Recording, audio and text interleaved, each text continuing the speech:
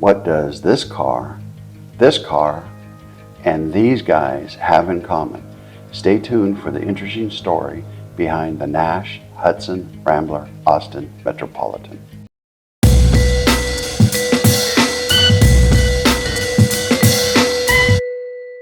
The Metropolitan was produced from 1954 until 1961. It was the creative brainchild from this guy, William Flajoll. William was born in 1915 in Flint, Michigan, and as a child was adopted by Henry and Kathleen Flajoll. As a teenager, he had already developed a keen interest in sketching automobiles, and at age 15 he entered his sketches in a design contest sponsored by the Chrysler Corporation.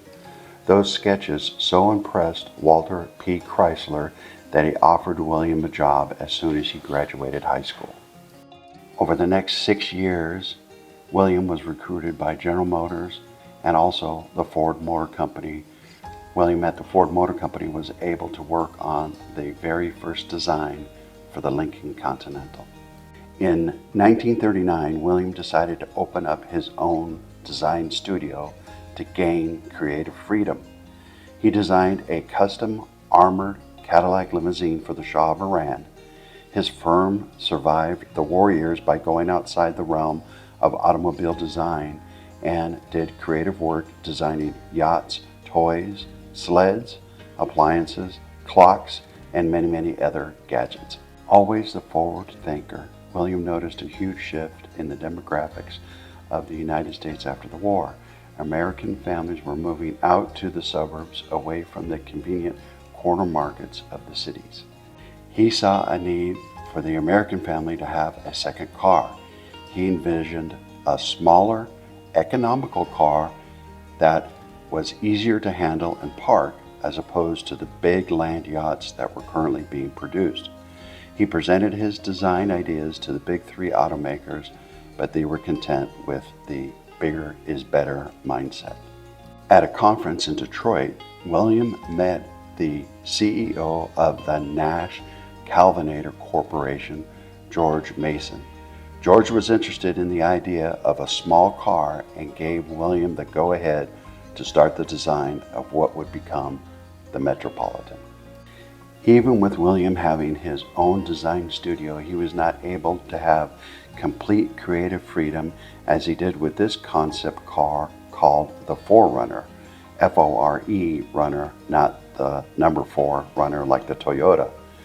The Nash Calvinator Corporation had been taking the lead in wind tunnel aerodynamic testing.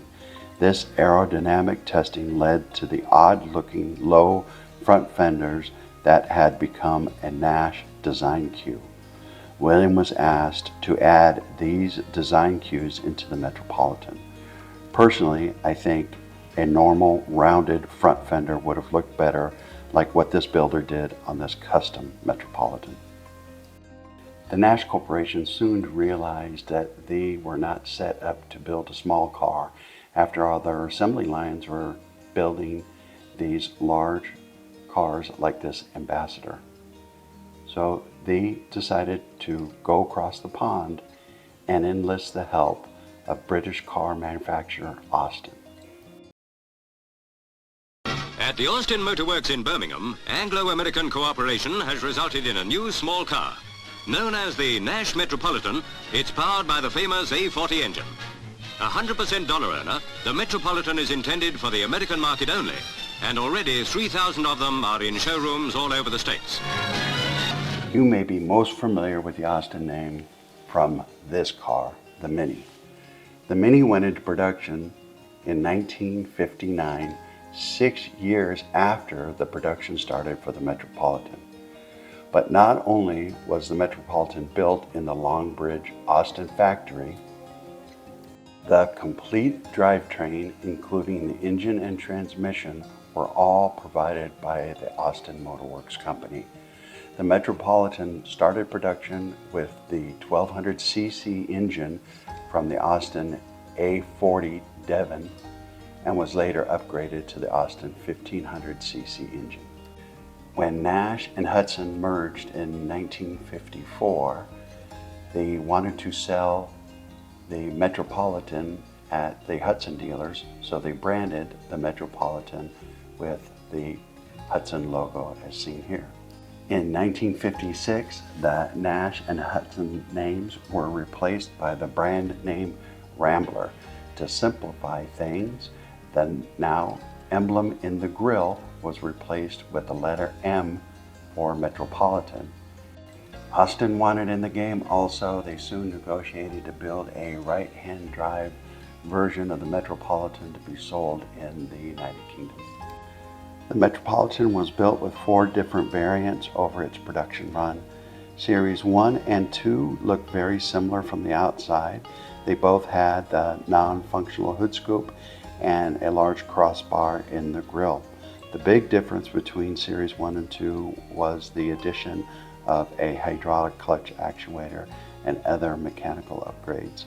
In order to keep production costs down, the right and left doors were identical except for the placement of the door handle, so they could build one door that could be installed on either side. This is a nice example of a Series 3 unrestored all original.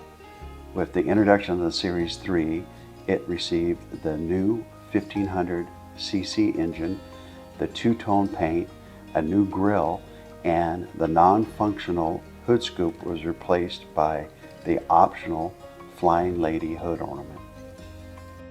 The two-tone paint with white on the bottom and the chrome strip in between was introduced to give the effect of lowering, slimming, and lengthening the car.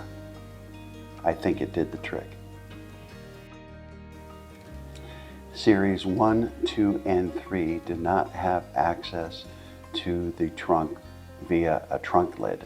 You had to access the trunk through folding down the back seat. The Metropolitans had the turn signal switch on the steering wheel there in the center, and also new is new houndstooth upholstery along with the black dash. Previous on Series 1 and 2, the dashboard was painted the body color.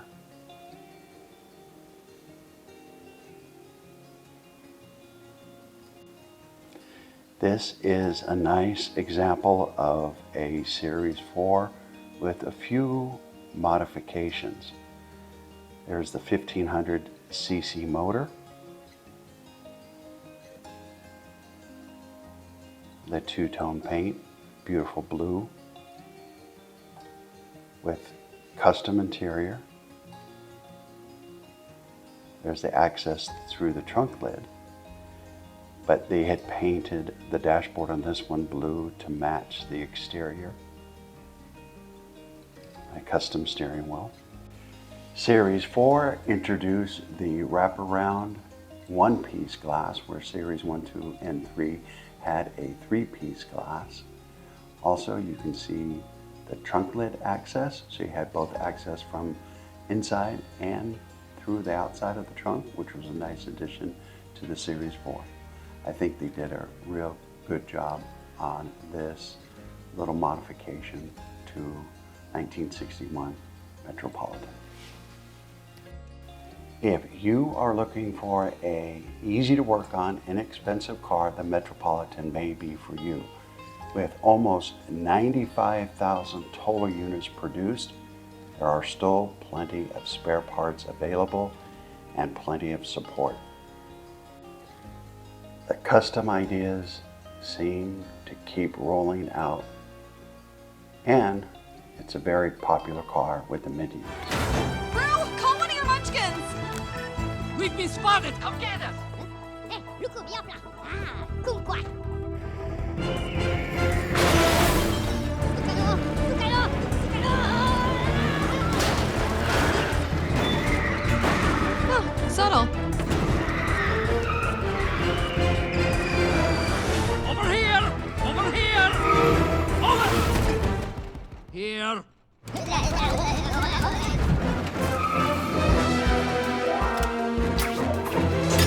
Hold tight!